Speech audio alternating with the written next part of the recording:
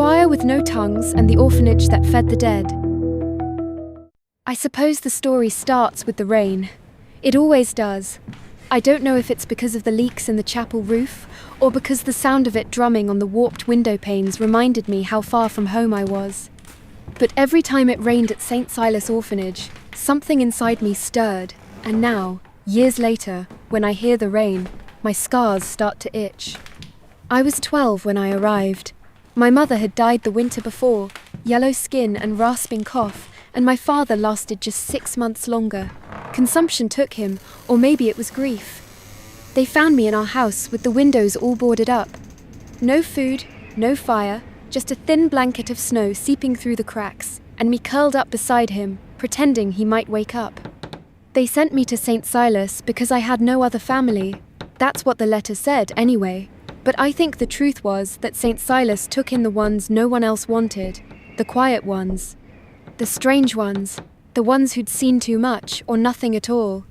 The place itself looked like a monastery, a crumbling old stone building perched on the edge of a salt marsh, shrouded in mist. From the moment I stepped out of the carriage, I heard it the singing. Sweet, clear voices drifting through the fog, so pure they made my eyes sting. I remember thinking it sounded like angels must sound, if angels were lonely enough to sing to the dead. A nun met me at the gate, Sister Agnes. Her habit was patched at the elbows, her boots caked with mud.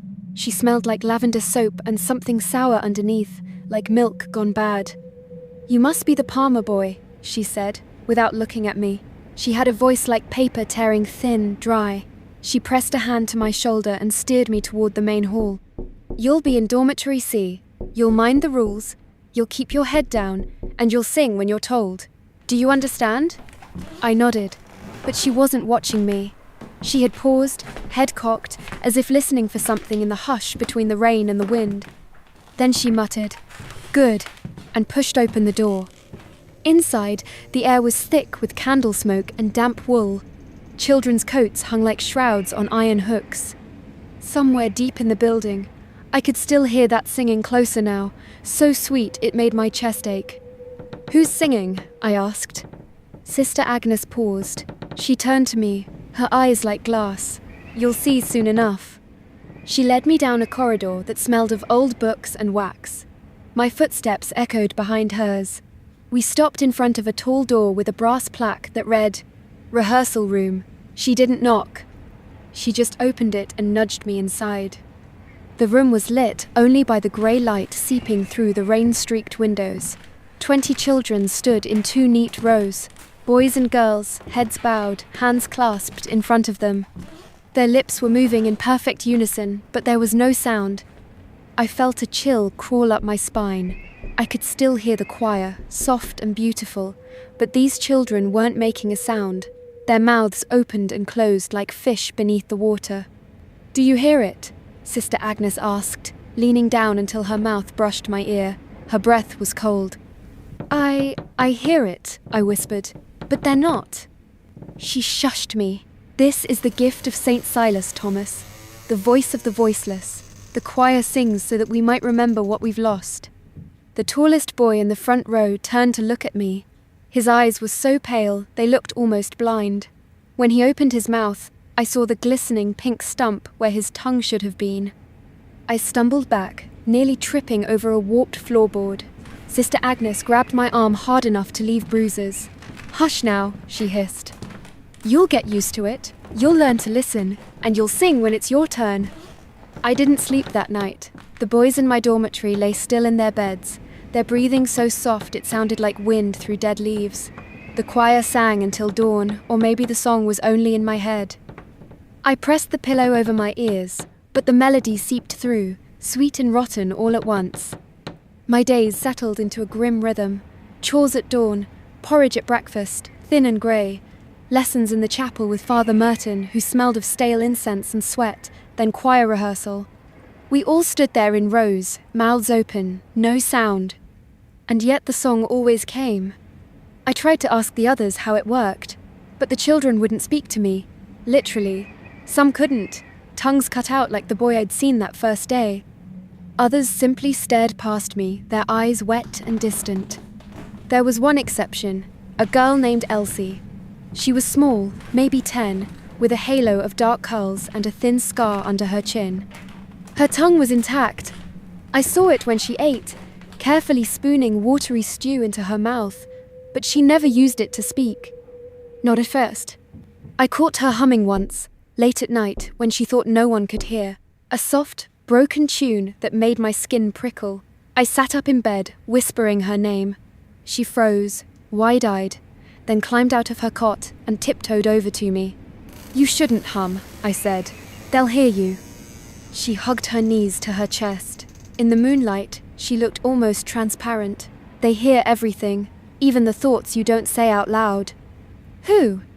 She didn't answer at first. She just rocked back and forth, chewing her lip. Finally, she whispered, "The choir. It's not really us singing. We're just their mouths." I didn't understand then. How could I? But I remembered the way the song never matched the children's lips exactly, the way it seemed to drift from the walls themselves. "Why don't you run away?" I asked. Elsie shook her head. "Where would I go? They'd find me, they always do, and then they'd make me like the others." She touched the scar under her chin. "They almost did once."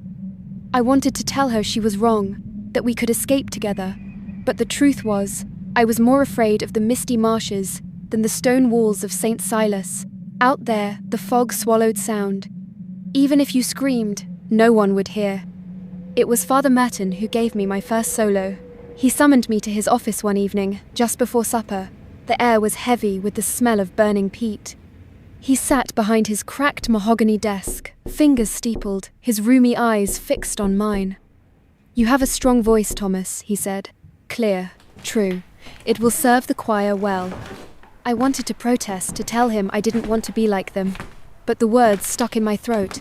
He rose, came around the desk, and placed his hand on my shoulder. His grip was clammy, his nails yellow and ridged. "Tomorrow night, you'll sing alone," he said. "A hymn for the departed. Do you know what that means?" I shook my head. "It means you'll carry their grief. You'll become the vessel, and they'll reward you for it. You'll see." He turned me toward the door and gave me a gentle shove. I stumbled into the corridor, my legs trembling. That night, I dreamt of the marsh. I was standing knee-deep in black water, reeds brushing my cheeks. Something moved beneath the surface, a slick, pale shape. I heard the choir singing from the orphanage behind me, but when I turned, the building was gone. Only the mist remained. And then I saw them, children drifting through the fog, eyes hollow, mouths open, no tongues, no voices, just that endless, mournful hymn. When I woke, I was crying. Elsie sat beside my bed, her small hand resting on mine. "They're coming for you," she whispered. "Don't let them in." The next evening, the chapel was lit with hundreds of candles, their flames flickering like tiny souls trying to escape. The other children lined the pews, heads bowed, lips moving in silent rhythm. Sister Agnes stood by the altar, her eyes fixed on me as Father Merton led me forward. "Sing, Thomas," he said. "Sing for them." I opened my mouth. At first, nothing came. My tongue felt heavy, my throat dry as old parchment. I squeezed my eyes shut, and then it began. A sound like no sound I'd ever made. Sweet, aching, endless. It poured from me like water from a broken dam. I felt it burrow into my bones, vibrating in my ribs. I felt something inside me shift, crack open. Through half-lidded eyes, I saw shapes gathering at the edges of the chapel, pale children, damp and shivering, mouths gaping, throats ragged. They pressed their hands to their wounds, as if trying to hold themselves together. One of them stepped forward, a boy about my age, with dark hair and an empty mouth. He raised his hand, touched my chest. Cold radiated from his fingers. I tried to stop, but the song dragged on, pulling the breath from my lungs. Behind him, more shapes gathered. Some were children, others were smaller infants, swaddled in tattered cloth, all of them mouthless, voiceless, all of them staring at me. When the last note faded, I collapsed to my knees. The spirits were gone, but I felt them inside me still, like tiny hooks snagged in my ribs. Father Merton lifted my chin. He was smiling. His teeth were small and sharp, like a rodent's. "You've done well, Thomas. You're part of the choir now." I wanted to ask him what that meant, what they'd taken from me, but my tongue wouldn't obey. The words died in my throat. That night, Elsie didn't come to my bedside. I lay awake, listening to the choir singing in the walls. I pressed my hand to my throat, half expecting to feel it open, empty.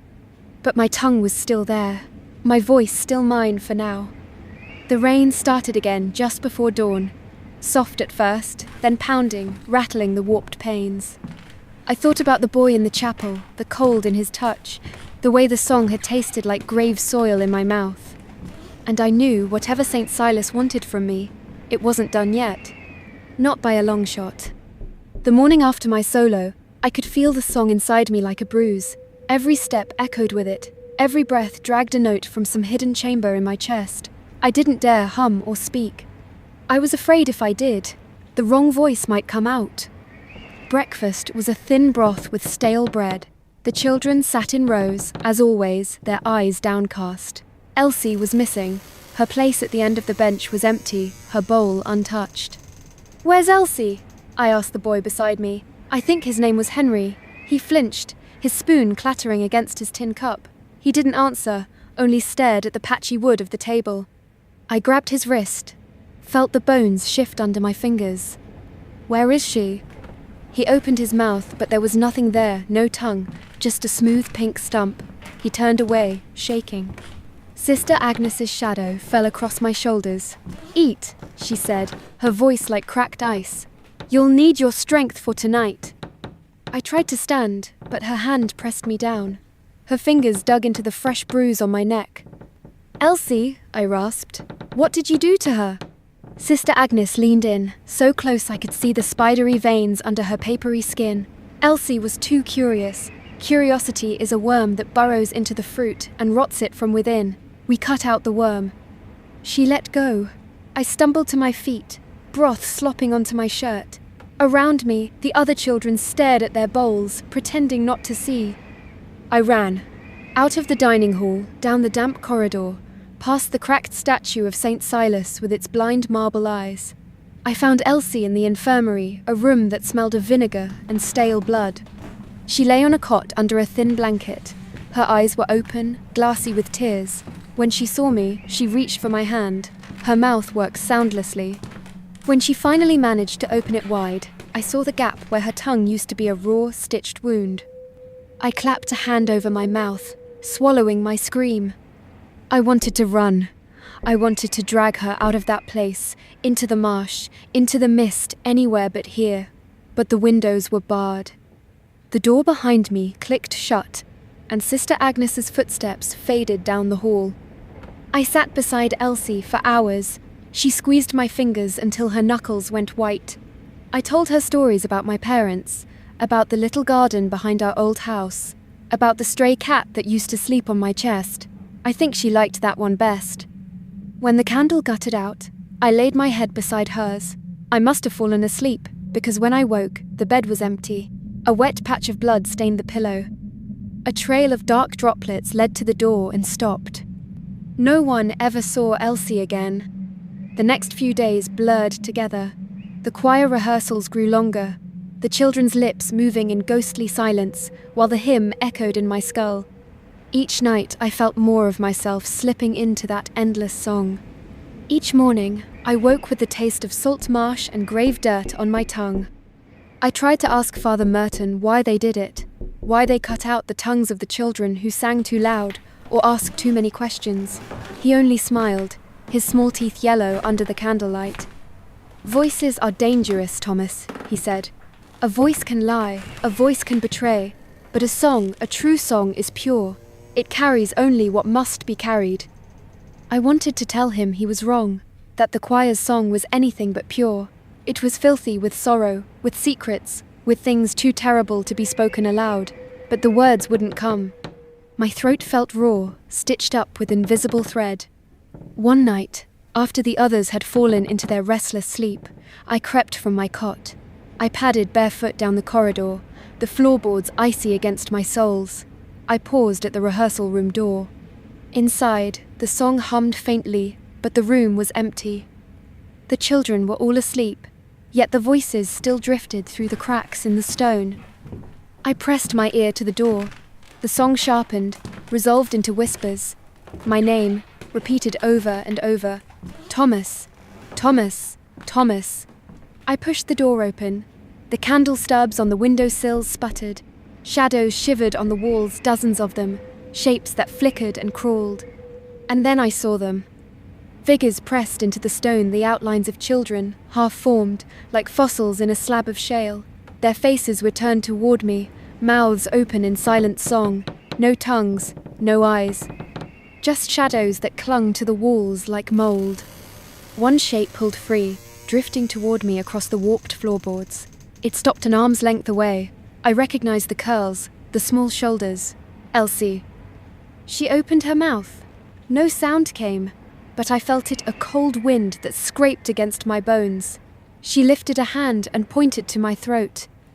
Before I could speak, the door slammed shut behind me.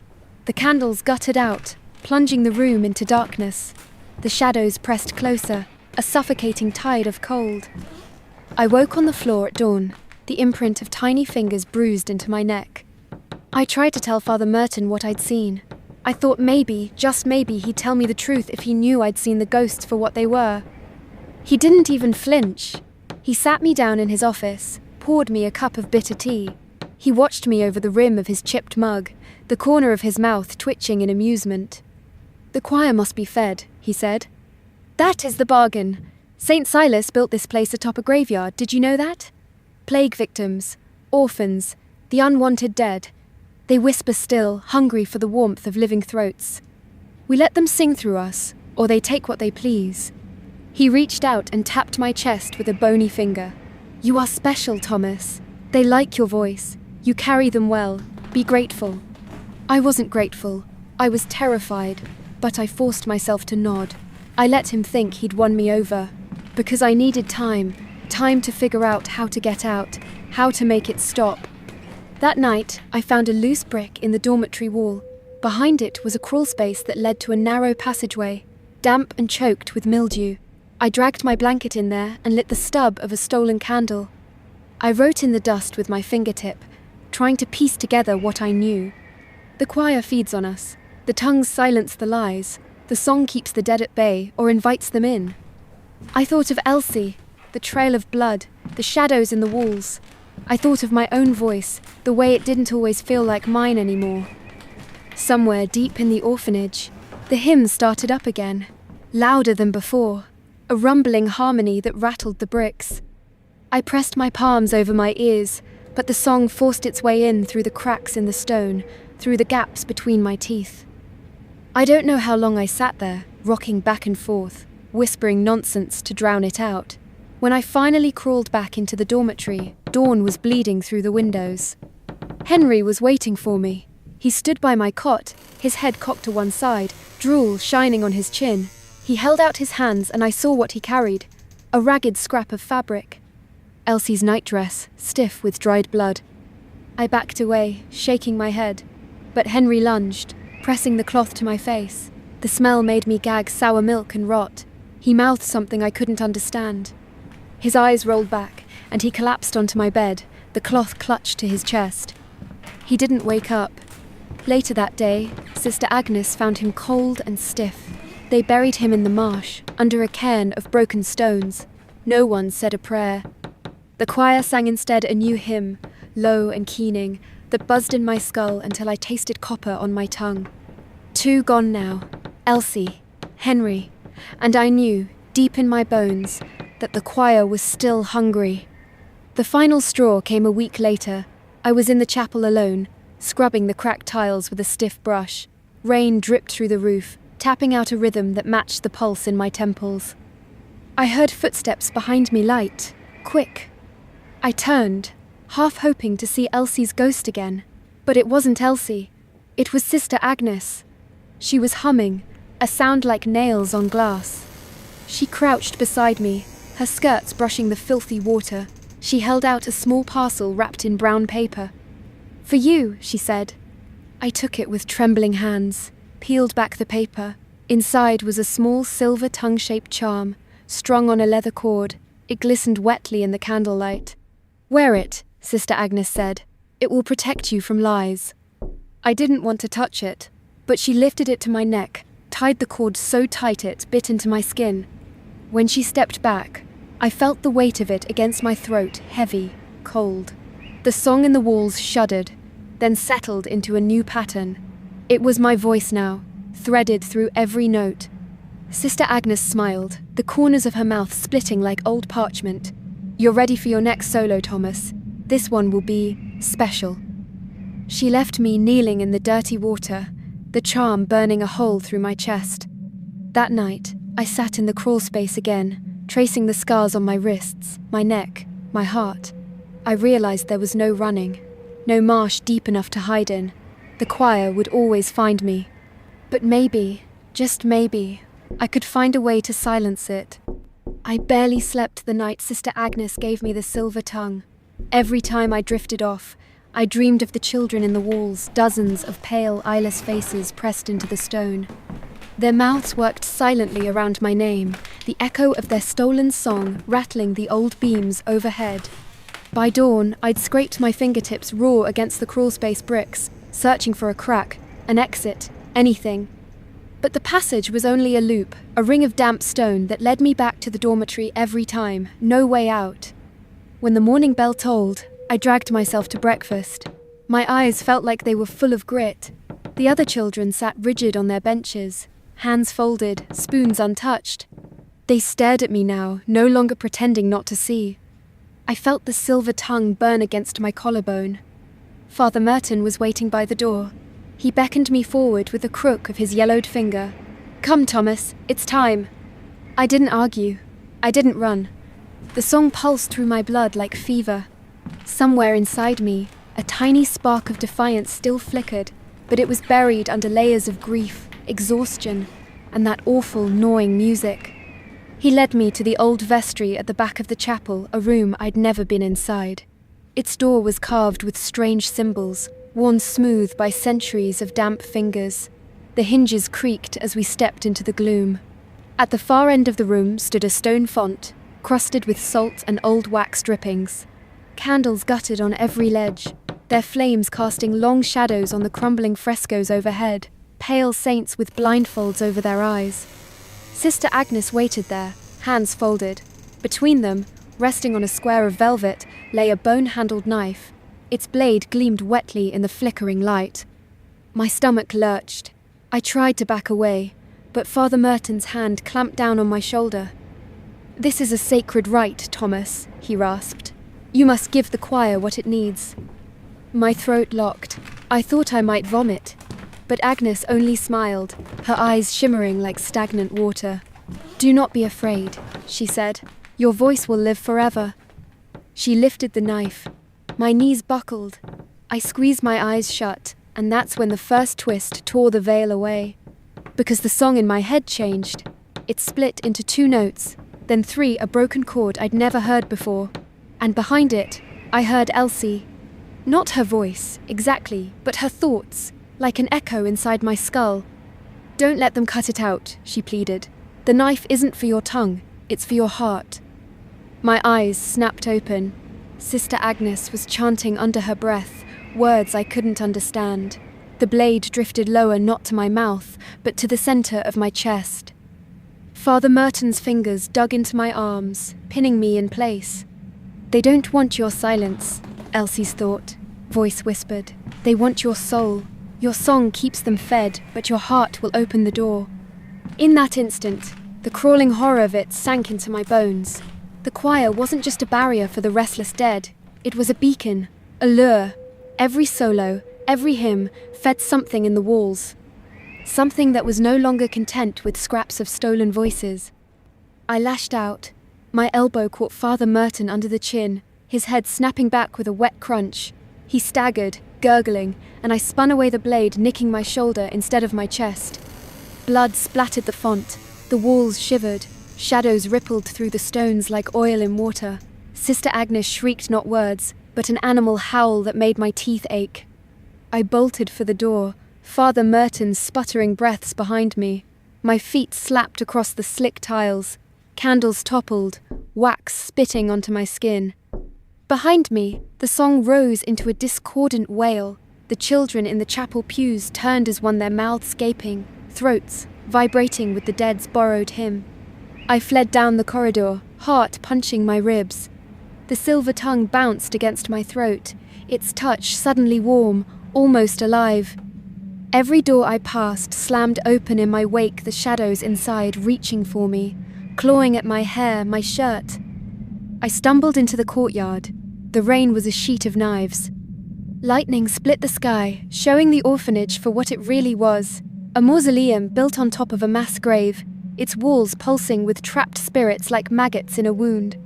I ran for the marsh gate, but it was gone, swallowed by the mist. In its place stood a low stone wall I'd never noticed before, slick with moss. The song followed me, now a chorus of shrieks. I turned in a circle, chest heaving, feet sinking into the sucking mud. A shape moved at the corner of my vision. Small, frail, a girl. "Elsie," I called. She flickered in and out of the rain, more shadow than flesh. She lifted her hand, pointing behind me. I turned and found Father Merton dragging himself through the mud, blood bubbling at the corner of his mouth. His eyes were wide and blank, his voice a gargle of half-formed syllables. He wasn't chanting anymore, he was singing. The ground split at his feet. Black water gushed up around him, reeking of rot and salt. Fingers clawed out of the muck, tiny, skeletal hands dragging at his cassock, pulling him under. He didn't fight.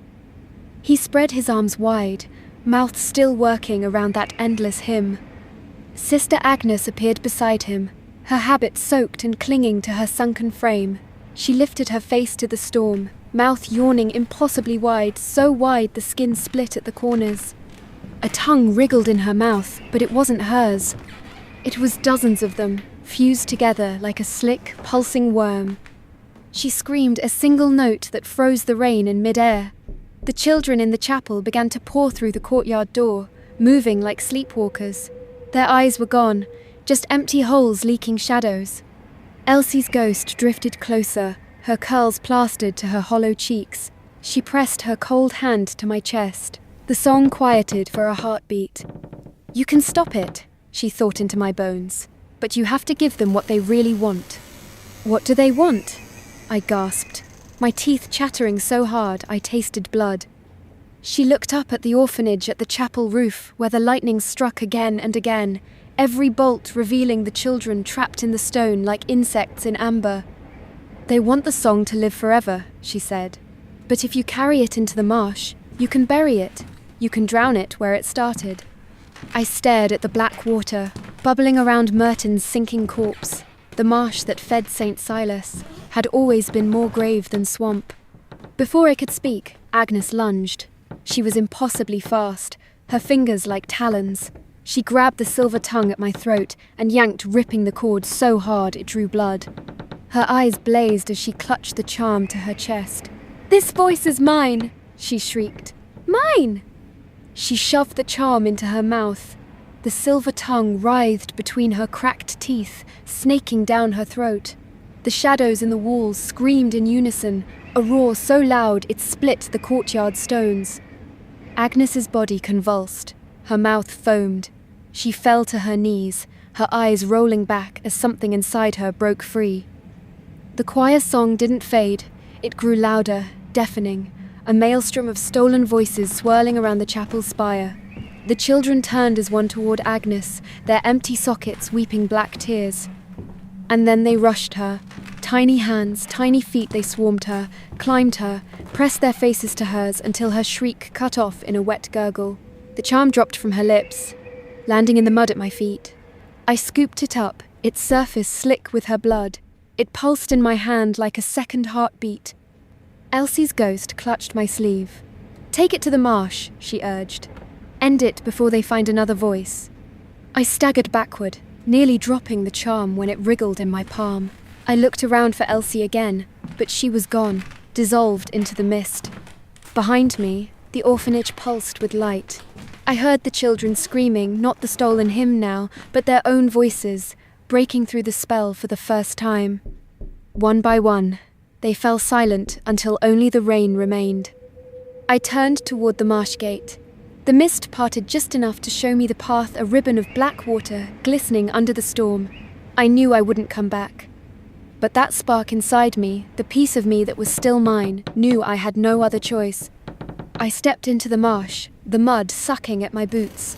The song followed me, whispering through the reeds. The water rose to my knees, then my chest. The charm writhed like a dying snake in my fist. Shapes moved beneath the surface pale, sightless faces brushing against my skin. The storm above me roared like an angry god. I waded deeper. When the water reached my chin, I took one last breath and let myself sink. The black water closed over my head. The song became a pressure in my skull, squeezing behind my eyes. The charm pulsed once, twice, then went still. In that endless dark, I felt Elsie's hand slip into mine. Not cold this time, warm, human. "You're not alone," her voice whispered. "You never were." And then the choir fell silent. The cold was the first thing that told me I was still alive, or almost alive. The marsh's black water closed around my chest like a coffin, but my heart kept beating sluggish, shuddering, but it beat. I drifted beneath the reeds, the silver tongue clutched in my fist like an anchor dragging me deeper. Above me, the storm cracked the sky open, lightning flaring bright enough to show the bodies drifting just below the surface, children with empty mouths, grown pale and soft in the silt. They watched me sink, their hollow eyes shimmering like coins at the bottom of a wishing well. I thought I saw Elsie there, too, not the flickering ghost I'd come to know, but a real girl this time. Her curls spread like ink in the water. She smiled at me, her lips whole, her throat unscarred. She mouthed something I couldn't hear. Maybe it was thank you. Maybe it was goodbye. I didn't know what the charm would do once I let it go. Maybe it would drown with me, or maybe it would bury the song so deep that the dead could never dig it up again. My lungs burned. The cold pressed in. I felt the hymn rattling inside my ribs, the final note begging for breath. If I gave it voice now, the marsh would spit me out, and the choir would live on. So I opened my mouth and filled it with mud. The silver tongue wriggled in my palm, its edges slicing my skin open. I forced my fingers apart and let it slip from my grasp. It tumbled through the murk, caught in the roots below. The song stuttered, then fractured. A single note split into 1,000 whispers, scattering into the black. I felt them pass through me, cold and wet and weightless. Each one left a scar inside, but they didn't stay. They drifted into the peat, the brackish water, the salt veins under the marsh. And then, for the first time since I arrived at St. Silas, there was silence. When I woke, I was lying at the water's edge. The marsh had spat me back up like spoiled meat. My clothes were caked in black silt, my throat raw, my tongue swollen from the brackish taste of it. I could feel the ghosts around me, not pressing, not singing, just watching. The orphanage stood on the ridge above the marsh, half swallowed by the mist. Smoke drifted from a shattered window. The chapel spire leaned drunkenly to one side. I could hear nothing but the wind rattling the dead reeds. I forced myself to stand. Every joint creaked like wet wood. My skin stank of salt and rot. But I was still here. My voice when I croaked out a test word was my own. I staggered up the slope, past the iron gate that no longer closed. The courtyard was empty. The chapel doors hung ajar. I stepped inside, my shoes squelching on the stone floor. There were no children in the pews, no flickering shadows in the rafters. The walls were bare, the ghostly faces that once bulged beneath the plaster had vanished. The hymn that had droned endlessly for so long was gone, leaving only the soft drip of rain through the broken roof. In the vestry, I found what was left of Sister Agnes, or maybe what she'd become when the choir abandoned her.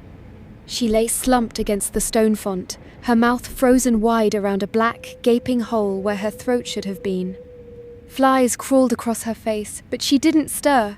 The bone-handled knife was still clutched in her bony hand, the blade rusted red.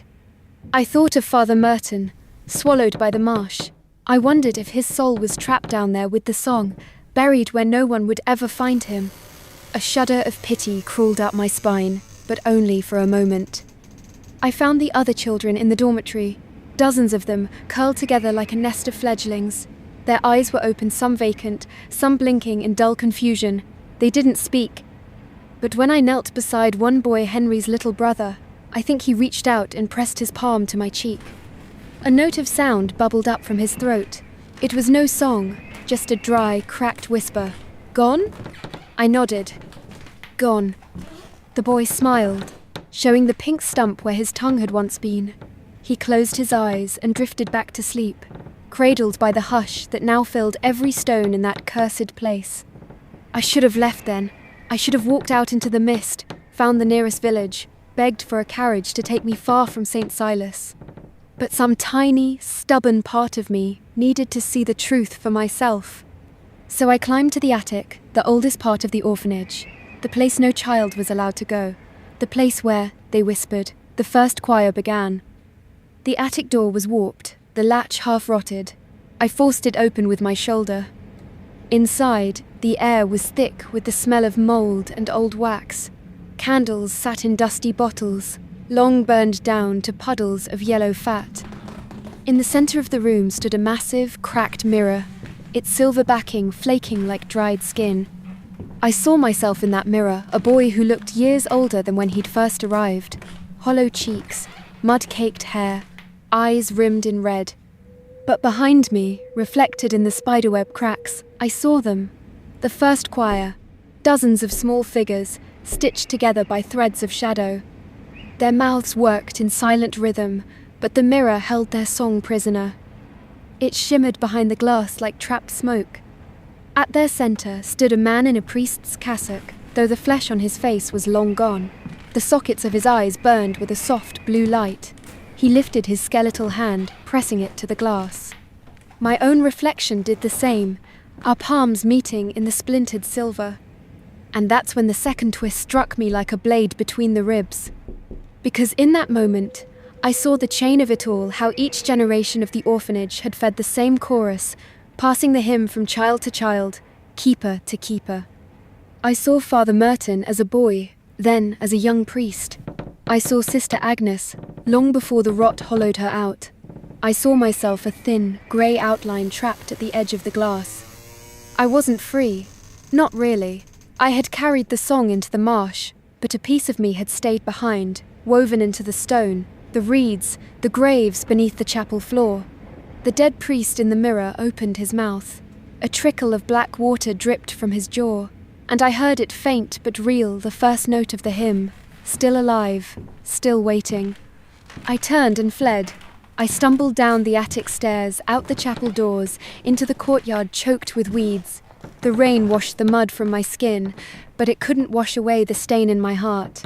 I never went back to St. Silas. The fire came 2 winters later or so. I heard from a travelling peddler in a village 2 towns over. Lightning struck the old chapel spire during a blizzard, and the whole place went up like dry kindling. The walls collapsed into the marsh, burying the bones of a century of lost children. No one survived, or so they claimed. But sometimes, when I walk the salt marshes near my cottage far from the graveyard of my childhood, I hear it again, faint as a breath against my ear, a single broken note drifting through the reeds. I know it's calling for me. It always will. I carry the choir in my blood, in the brittle bones that ache every time it rains. Sometimes, if I let my guard down, I hear Elsie's giggle in the hush between the wind and the water. Once, I dreamed she stood beside me in the marsh. She touched my throat, her tiny fingers brushing the old scar where the silver tongue once lay. She mouthed a question I could never answer. Was it worth it? I don't know. I'll never know. I gave them my voice to save the others, but some songs dig so deep they never leave. All I can do now is stay silent and pray that no one ever finds St. Silas again, that no child's mouth ever opens to sing that cursed hymn. But the marsh remembers. And when the wind howls through the reeds on a stormy night, sometimes if you stand very still and listen, you can still hear it. The choir with no tongues, singing for the living, forever,